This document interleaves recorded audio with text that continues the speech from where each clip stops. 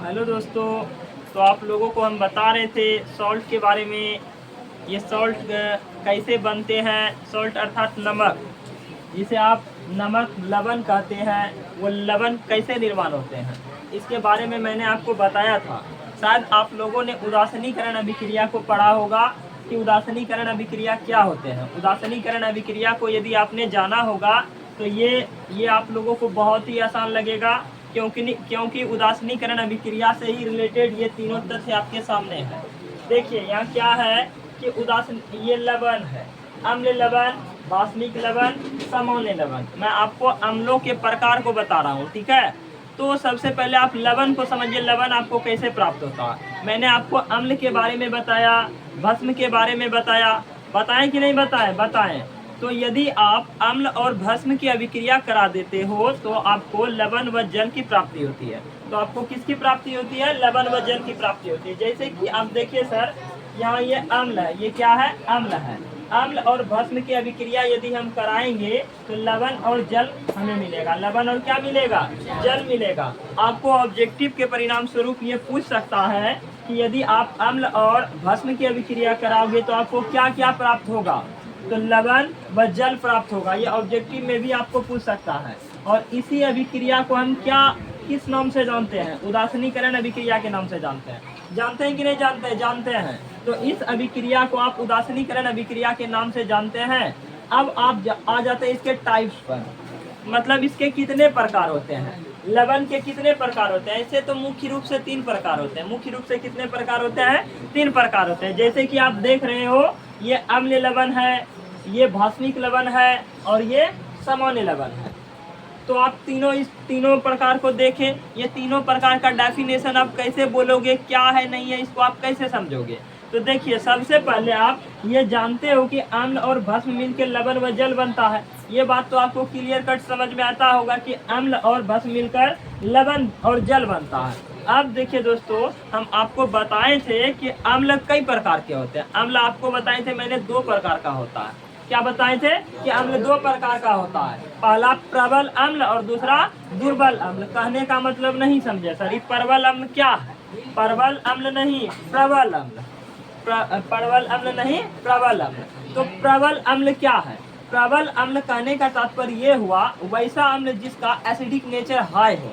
मतलब ये क्या बोल रहे हैं आप सर? मतलब उसका अम्ल प्रकृति बहुत ज्यादा, अर्थात वो अम्ल का प्रकृति क्या होता है? खट्टा होता है। H+ आयन की सांद्रता होती है, तो अम्ल वो अधिक H+ आयन प्रोड्यूस करेगा और प्लस में अधिक खट्टा होगा। कहने का मतलब वो स्ट्रॉन्ग होगा, हाईली पावरफुल होगा वो एसिड, समझे ना।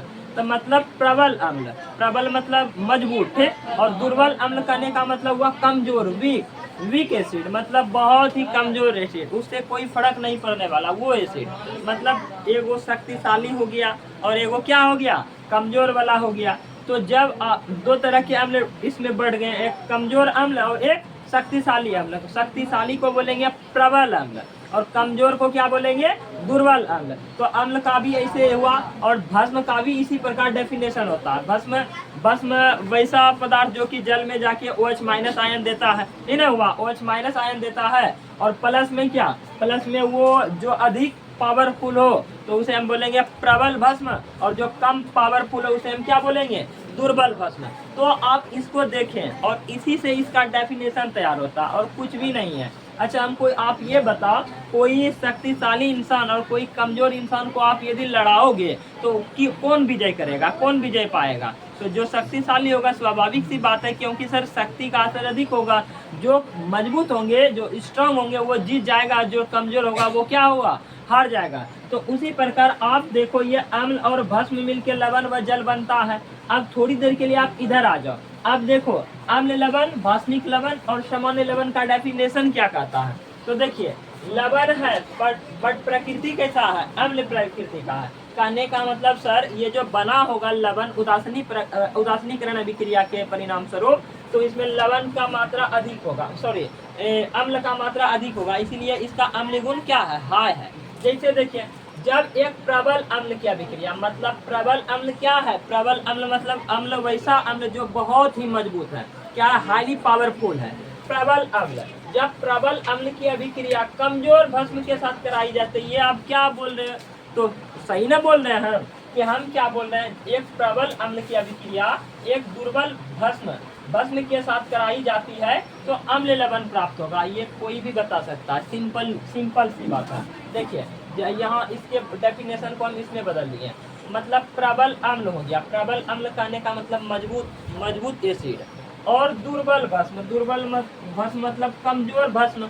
अब ये दोनों रिएक्शन करेंगे तो आप जानते हैं कि अम्ल और भस्म आपस में मिलकर क्या बनाते हैं, लवण व जल बनाते हैं, लेकिन उसका नेचर क्या होगा, अम्ल होगा। क्यों? क्योंकि यह मजबूत है। क्या है? मजबूत, अम्ल मजबूत है, इसीलिए इससे क्या बनेगा, अम्ल लवण बनेगा। कौन सी बनेगा? अम्ल लवण बनेगा, और हर एक केस में जल का निर्माण होगा, जल बना। अब आप इसका एग्जाम्पल देखिए क्या है। एग्जाम्पल HCl, ये मेरा क्या है, स्ट्रॉन्ग एसिड, प्रबल अम्ल, प्लस में MgOH Hall 2 क्या है मेरा, ये दुर्बल भस्म। ये क्या है? दुर्बल भस्म। ये मेरा क्या है, वीक क्या होगा, वीक बेस, अर्थात कमजोर भस्म। ठीक है, जब ये दोनों आपस में रिएक्शन कर लेंगे तो किसका निर्माण करेगा, लवण व जल का निर्माण करेगा। और ये लवण किस प्रकृति का होगा, तो बोलिएगा अम्ल प्रकृति का होगा। कैसा होगा? एसिडिक नेचर का होगा। ठीक है, देखिए MgCl2। ठीक है, अब आपने इसको समझा, इसी तरह से आपके एग्जाम में आएगा तो आप आराम से इसका डेफिनेशन लिख के एक रिएक्शन आप लिख दोगे। ठीक है, क्योंकि रिएक्शन लिखने के बाद आपको आराम से नंबर, जो जितने मार्क्स का क्वेश्चन रहेगा उतना मार्क्स आपको दे दिया जाएगा। आप रिएक्शन नहीं लिख पाते हो तो आपका नंबर काट दिया जाएगा। ठीक है, तो आप सावधानी रखेंगे। देखिए क्या है, सेकेंड नंबर क्या है, भास्मिक लवण। सेकेंड नंबर क्या है, भास्मिक लवण। भास्मिक लवण कहने का मतलब इसमें भस्म की प्रकृति अधिक होगी, मतलब भस्म इसमें जो मिला होगा शक्तिशाली भस्म मिला होगा। मतलब देखिए आप ये जानते हो अम्ल और भस्म मिलके क्या बनता, लवण व जल बनता, लेकिन जो अधिक मजबूत होगा उसका गुण दिखेगा। मतलब अब की बार आप ना सर अम्ल को कमजोर कर दो और भस्म को ज्यादा मजबूत कर दो, तो दोनों जब लड़ेंगे तो भस्म अधिक मजबूत होने के कारण उसका गुण रह जाएगा, अम्ल का गुण नहीं रह पाएगा। तो देखिए ना डेफिनेशन आपके सामने, जस्ट इसका विपरीत। जब एक कमजोर अम्ल, दुर्बल अम्ल का मतलब क्या आता है, कमजोर अम्ल। जब एक दुर्बल अम्ल की अभिक्रिया प्रबल भस्म मतलब शक्तिशाली शक्तिशाली बेस यानी शक्तिशाली भस्म के साथ कराई जाती है तो भास्मिक लवण की प्राप्ति होती है। कौन लवण की प्राप्ति को होगी, भास्मिक लवण। कहने का मतलब टोटल यही समझना है, जो अधिक पावरफुल होंगे उसका नेचर रह जाएगा। ठीक है, तो यहाँ अधिक पावरफुल कौन है, भस्म है। देखिए दुर्बल अम्ल यानी कमजोर अम्ल की अभिक्रिया प्रबल भस्म मतलब हाईली पावरफुल क्या भस्म। तो रिएक्शन करने के बाद भस्म प्रकृति रह जाएगा, लवण तो बनेगा, लवण बनाता है, लेकिन इसका नेचर क्या होगा, भस्म के जैसा। कैसा नेचर होगा, भस्म के जैसा। और यहाँ भी जल का निर्माण होगा, अर्थात जल हर एक जगह बनेगा, लेकिन इसका नेचर कहीं अम्लीय होगा कहीं भस्मिक होगा, वो डिपेंड करेगा कि कौन मजबूत है। ठीक है, अब देखो आप एग्जाम्पल के परिणाम स्वरूप, एग्जाम्पल है HNO3। क्या है, HNO3 मतलब नाइट्रिक एसिड है। क्या है, नाइट्रिक एसिड है। HNO3 मतलब ये अम्ल हुआ, ये कमजोर अम्ल है। कैसा अम्ल है, कमजोर अम्ल। और ये PbOH Hall 2 क्या है, मजबूत भस्म। क्या है, मजबूत भस्म। जब ये दोनों आपस में रिएक्शन करेंगे तो ये जो लवण बनेगा ये कैसा, किस प्रकृति का होगा, तो बोलिए भास्मिक लवण होगा, भास्मिक प्रकृति का। PbOH ये क्या बनेगा, भास्मिक प्रकृति का बनेगा। ये लवण कैसा होगा, भास्मिक प्रकृति का, भास्मिक प्रकृति का। और ये H2O यहाँ भी बना। चलिए ये आपको दिमाग में आया होगा। अब देखिए दोस्तों, ये और सिंपल सा और एक बच गया, ये क्या है मेरा, सामान्य लवण, जनरल सॉल्ट।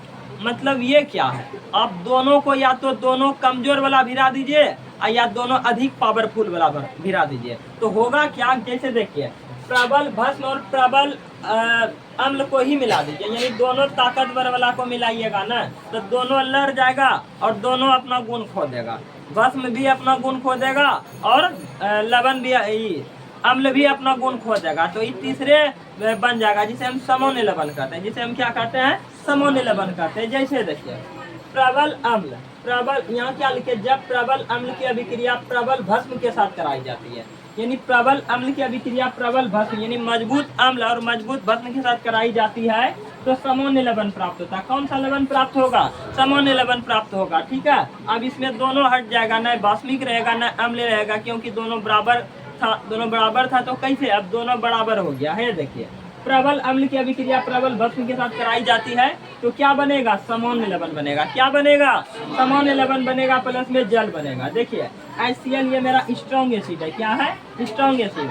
NaOH ये सोडियम हाइड्रोक्साइड जो है ये क्या मेरा स्ट्रॉन्ग बेस है, स्ट्रॉन्ग बेस। यानी प्रबल अम्ल प्रबल भस्म की अभिक्रिया कराएं तो NaCl जो प्राप्त होता है, ये NaCl ये सामान्य लवण का उदाहरण है। कौन लवण का उदाहरण है, सामान्य लवण का उदाहरण। और यहाँ भी जल बना। तो दोस्तों आपको क्लियर कट समझ में आया होगा लवण कैसे बनते हैं, लवण के प्रकारों को आप कैसे लिख सकते हो। एग्जाम में यदि आएगा तो हम विश्वास करते हैं कि आप इसे आराम से लिख पाओगे। Thank you for watching this video.